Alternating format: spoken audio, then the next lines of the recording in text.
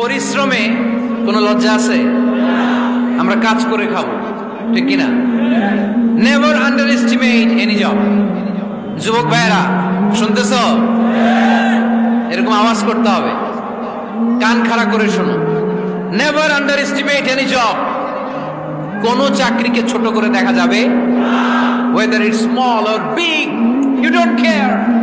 এটাতে কেয়ার করা যাবে না। ছোট্ট চাকরি পাইলে ঢুকে যাবা, বড় অফার আসলে পরে ঢুকবা। এটা ছোট কাজ, এটা হোটেলের ওয়েটার, এটা ছোট্ট স্টাফ, এটা কেরানি না।